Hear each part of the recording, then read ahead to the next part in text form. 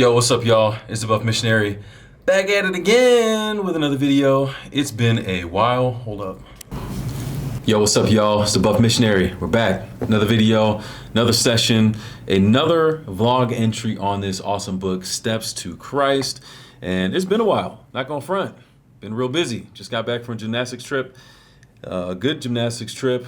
May update you with some of that stuff later and some of the other things going on as of late.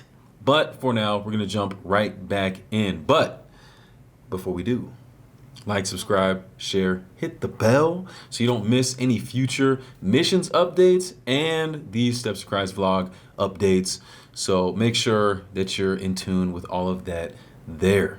Again, trying to play around with the fixed aperture a little bit, trying to get that little blur effect in the background. I'm kind of feeling that. And we'll try to make sure that it doesn't give anyone, what's that thing? I don't want to say it and say the wrong thing, but it's that they always have it in video game warnings or the movies that have a lot of flashing lights. They always have that kind of stuff. But anyways, not trying to have anybody's eyes tripping out on them from stuff trying to focus and autofocus and all that stuff. So we still playing with that, all right? It's a work in progress, but we out here, all right? So let's go. Every act of transgression, every neglect or rejection of the grace of Christ is reacting upon yourself. Interesting. It is hardening the heart, depraving the will, benumbing the understanding.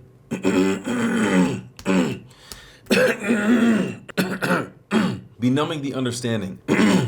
Depraving the will, benumbing the understanding, and not only making you less inclined to yield, but less capable of yielding to the tender pleading of God's Holy Spirit. There's a lot going on here. A lot going on here too. But check this out. When it comes to the acts of transgression, those are things that we do, right? What's the result? These things, as we continue to engage in them, the things that we do that we know we should not do, that we have some kind of sense are not the best things for us to do. When we continue to neglect God's grace towards us, when we continue to reject God's love, which is really what's happening when we choose sin, all right? We have to be able to look at it in that lens. It's not just choosing that thing because it feels good or it looks good or it sounds good. It's choosing against God's love for us, which ultimately would put us in the best position for our lives. That's what sin really is. It's choosing against that. And when we do that, there is a reaction. I was listening to, I watched some Jamari, shout out, all right? Give you that shout out here. And he made a quote about, you can have freedom of speech, but you're not going to have freedom of consequence. And it is true just as much here. Like, you can be very free and you can do whatever you want to, okay? I don't believe in a God that forces you to do A, B, or C. I don't believe in predestination, that all of your moves are already set up. I don't believe that NFL is scripted. I don't believe that spirituality is like that at all. You can do what you want to do. I can do what I want to do. But the consequences are the natural result of the things that we have chosen. And what we tend to do is, it's interesting because we'll blame God for how situations work or don't work out, right? But if we really analyze our own patterns and our decisions, we'll probably find that we are more responsible for our problems than God is. All right? It's deep. It's deep to think about, and a lot of people don't want to acknowledge that because it's easier for us to blame God. It's easier for us to blame anybody else but ourselves for the nonsense and the drama and the negative things about our experience that we go through. It's easier to do that. And you know I'm spitting facts right now. All right? It's easier for me to say it's your fault and it's your fault and it's your fault than ever to admit that it's my fault. Little short note on this. I view my brother as being a wise guy. Pray for him right now. He and the fam got COVID. But I view him as being a lot more intelligent than me in many respects. And I remember going to him one time, conversation we were having, man, I was fed up because things in my life were not going the way I wanted them to. I was not getting the results that I wanted out of my experience. And it was just like, man, if only this person did that, or if only that situation would have been this way, or if only she had said this, or if only they had given me this opportunity, right? And it was very much projecting the blame and the shortcomings and the downfall of my own experience on everything else around me and not very much looking inside. Not only did my brother say, first of all, you need to look inside and see how you can improve, but that's exactly how he framed the problem of it. He said, you have a couple options when you look at these things. You can look and blame everything else on the outside of you, or you can look inside and ask the question, how can I improve?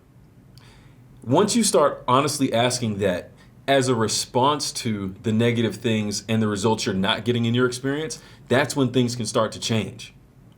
But they'll never change if we keep projecting all of our issues and all of our problems on the things outside of us, as opposed to being reflective and looking inside. Guess what? It's the same thing spiritually, right? We look at a lot of the problems that we have. Most of them are because of our decisions. I'm not saying that the sinful nature doesn't play a part. I'm not saying that the history and other people's choices don't play a part, because they do. We've talked about that before.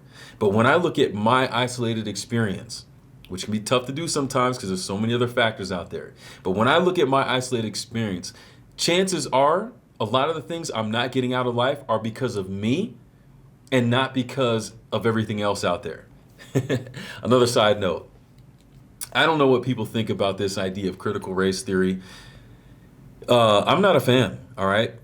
I don't believe in the idea of making yourself a victim and giving yourself a reason to look down on someone else because they have an advantage over you. Like, what the heck is that? All that's going to do is create more critical racism if you want to go there. You know what I'm saying? By continuing to perpetuate this divide that may have existed at some point and may still exist to a degree now, but something like that can really overblow it. And then the worst part is it gives people like me an excuse to play the victim. Oh, well, now that I didn't get what I wanted out of life, now that I didn't get this out of this experience, I have an excuse. It's his fault. It's because of him. But here's the problem. When you play the victim, you also lose out on any potential for your expectations. Your expectation can't go any higher than a victim status. You see what I'm saying?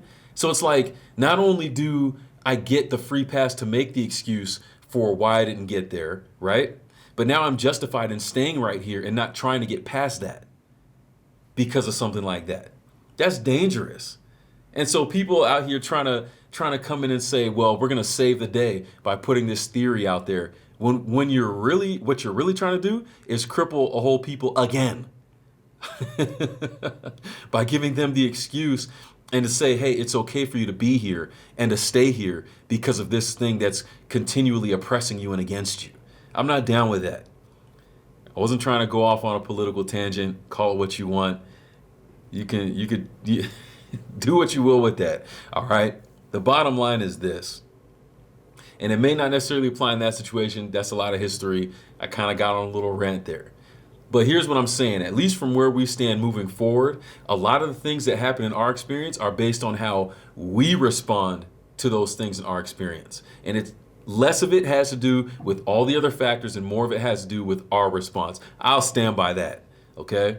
It happens there. It happens in the spiritual for sure.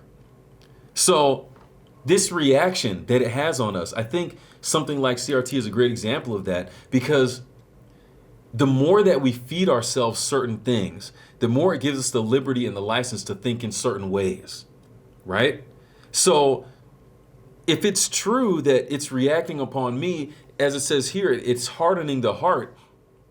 In the political sense, it might be that, well, there's no way that I can make it out from this because I have all these things working against me, and I continue to perpetuate that belief. But in a spiritual sense, I think it's much more damning to have something like that happen, because you end up putting yourself in a position where you fail to understand what's really going on because of your resistance to understand it, right? And you end up taking away the power that you have within your own will to make things any different, right? You're gearing yourself up. It's like practice. Talking about practice? The more you practice a certain thing, the more it becomes a part of you. It's a habit. We form those all the time based on the things that we do repeatedly. The information that we take in gears us to think a certain way. The ideas that I choose to believe will help me to live a certain way, either for the good or for the negative. My reaction to sin in my life, how do I decide to respond? It's going to better prepare me to deal with that, or it's going to open more doors and make it harder for me to deal with that on a continual basis. I'm not like a brain scientist or anything like that. I don't even know if that's such a thing, but I've always kind of likened it to this. The brain is like a forest or a jungle, and the things that you do, I think they call it synapses, not really sure the pronunciation there. Like I said, I'm not in that field, so don't kill me for it. But I view it like this kind of untapped wilderness or overgrowth kind of a thing. What happens when you go on a trail in the woods? First, you're going to have to break through some things, some branches. There's going to be some tall grass. It might be pretty uncomfortable and difficult to get through, right? But the more you go on that same path, the easier it becomes to walk that path. And sometimes if you're in the forest trying to forge a new path, or you're in the jungle trying to go a different route, if you see that same path that you've gone down before, well, it's the path is already paved. You don't have to blaze a new trail. It can be easier to go back down that route than it is even if you want to forge a new route. Why? Because you know how difficult it was, how painful it was, how much work it was to start that path. So why not keep going down that route instead of thinking different or trying to do something different? I don't know if that's accurate. Let me know down in the comments what you think of that. But when we engage in repeated sin and the habit that says it's okay for me to do this, it becomes easier and easier and easier and easier to continue going down that route, even if we don't want to, because of the way I believe and see that our minds work. But we have to be willing to take that step in a different direction. Like they say, they call it insanity trying to do the same thing and expecting different results. So we have to be willing to try something different if we want something different, all right? The sinful nature makes it hard for us to do that because we're geared towards those paths. But that's why it's such a good thing that Christ is real, that he existed. He came down here to die for us, to save us, to give us a chance at following a new path. When we decide to be on his side, he's the one that leads the way through those paths, even though it's hard. And he takes most of the heat as he leads the way through those new paths. He's the one chopping it up, cutting through the jungle, cutting through the bush, and helping us to get there. We just have to trust his leading and his ability to cut those new paths for us, even though we see those other paths there. But guess what? The less we go down those familiar paths, those sinful paths and those places we don't want to go, they'll become overgrown. And the more we build a habit of choosing another path, the more that path overgrows and it becomes more difficult and more challenging and harder for us to go down those paths we used to. So in the same regard, I think there's a lot of practical value in trying to make new habits, trying to make changes, and trying to trust Jesus in leading the way in that regard. So, like it says, it's reacting upon ourselves, it's hardening the heart, depraving the will, benumbing the understanding, we talked about all those, and not only making you less inclined to yield, but less capable of yielding to the tender pleading of God's Holy Spirit. So this is interesting because as it continues to say here, many are quieting a troubled conscience with the thought that they can change a course of evil when they choose. You ever been there before? Like, yeah, I'll do this stuff for now. But, when I get to X amount, then I'm good. Kind of like Breaking Bad. Such an interesting thing. Shout out my brother. He said it was well written and that I needed to watch it. I made it through a season and a half and I got tired of it. So, now you know. But I did actually watch like a full recap video just so I could know how it ended. And it was interesting because when you look at the story of the guy, Walt, is that the real guy's name or Walter White, right? So you look at his story and he got into it for a certain end. something very specific that he wanted out of this, right? The money, the security for his family, because at the time he thought he was going to die. But as the show goes on, and even well beyond the part where he finds out that he's not going to, he can't get out of it. He needs more. He wants more, right? So that initial thought of I can get out of this when I want to, or when I reach a certain mark, man, it's easy to blow right by that. And I know that's a movie. I know that's a TV show, and it's an illustration. But practically speaking, we experience the same thing. We put these kind of checks in our mind that, yeah, I'll stop here. Yeah, I won't go beyond that line. But when you're in the moment, bruh, it's hard to stop. When you start getting some of that dopamine hit of the things you're doing, you want more. And once you start seeing the success of the things you're doing, or the input, whatever it is that you're gaining from those things you're engaging in, it becomes very hard to take a step back and to think, oh yeah, I said I was going to stop here, so let me stop. Very hard, very hard. That's what's happening here. Less inclined to yield, but less capable of yielding. You want to less and less and less, and at the same time, your actual ability to change is decreasing as well. Both of those things are decreasing. And I think we don't give that enough credit in our thought process and when we really think about these things. It says, many think that they can change a course of evil when they choose, that they can trifle with the invitations of mercy and yet be again and again impressed. Again, we're talking about a habit. The same thing that gives you this kind of a hit here, you have to go beyond it to get a bigger hit, or even the same hit in some regard, depending on how you respond to it. Think about drugs. Oftentimes, people who start with a simple drug don't stay there. Why? Because it doesn't give them that same buzz anymore. They need something more. They need that next level, right? So they keep going further and further and further in search of the same little thing that they had in the beginning, and it's just taking them more and worse to achieve that. And while they're doing that in pursuit of what feels like the same thing, it's creating more and more havoc and destruction upon their own body. That's what sin does to us. That's the position it puts us in, where we end up wanting more and more and more to get the same little hit, and we become unaware of how things are falling apart and just being destroyed around us. They think that after doing despite to the Spirit of grace, after casting their influence on the side of Satan, in a moment of terrible extremity, they can change their course. Oh, when things get so bad, I'll be able to get out. Again, Breaking Bad is such a great example of this, because what happens when him and what's the guy's name? I can't remember, but whoever the young guy that Aaron Paul played in the show, they have like this thing where one of the guys gets killed and they end up trying to melt him down with some acid or something in a bathtub, and they had to flip a coin. One of them was going to have to do that, the other one was going to have to kill the guy who was still alive, right? Did he go into all that thinking he was going to be a murderer? That he was going to go that far? No. Clearly, you see the struggle if you've seen that series, and if not, it's up to you to watch it. Like, I'm not going to tell you to watch it or not. Different folks, different strokes. All right. But it's like in the moment of terrible extremity, he didn't say, I'm out. It became very hard for him not to continue on the path that he was already going on because of the decisions he had made to that point.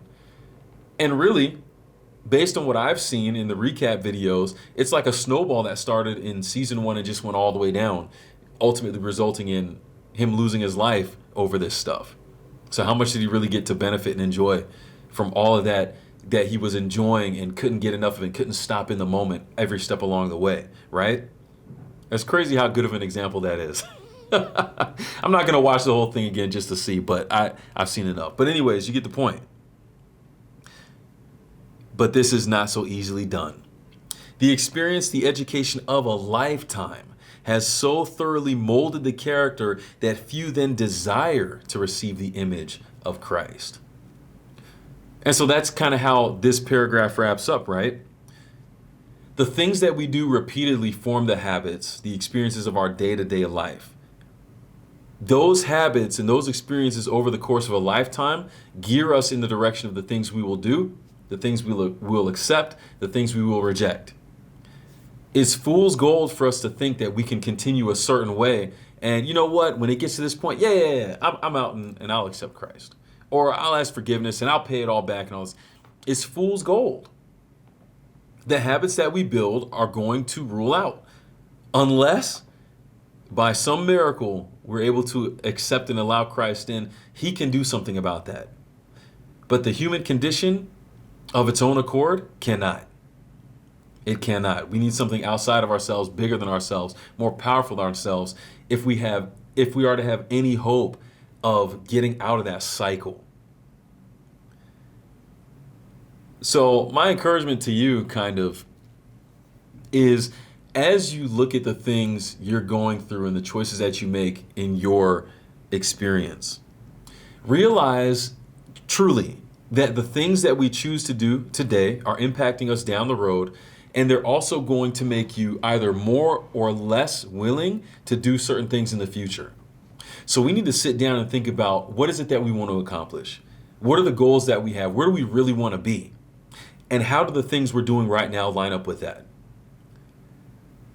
Let's be honest. Most of us are engaging in things right now, making choices, having conversations, decisions. We're doing things right now that we know have no relation to where we'd hope to see ourselves in the next 5 to 10 years. What are we going to do about it? We going to try to accept someone in who can help us with that? Or are we going to keep deceiving ourselves into thinking we can count on that fool's gold of an idea that, when the time is right, I'm out, or I'll stop doing this, and then all of a sudden things will get better? They won't. They won't. The good news is, the same way that you can build bad habits, you can build good ones. Yeah, it takes more time. It takes more patience. And oftentimes when we do bad things in life, we see a result a lot quicker than the good things. You can gain weight a whole lot faster by eating junk food than you can gain good muscle by doing weights. All right? But you got to be patient. You got to trust the process. And hopefully you can trust Christ in the process of helping us to become better human beings. So I'm going to stop there. Repentance. We got about a page and a half left. This chapter, again, has been an absolute banger. We'll get back with the next one coming up soon. Don't forget to like, subscribe, share this stuff out there if you think it'll benefit someone else. And if you've been impacted by it, if you have questions or comments, leave them down below. I will respond to them. Hit that bell so you don't miss any future stuff. And you know what? I'll see y'all next time. We out here and we out. Peace.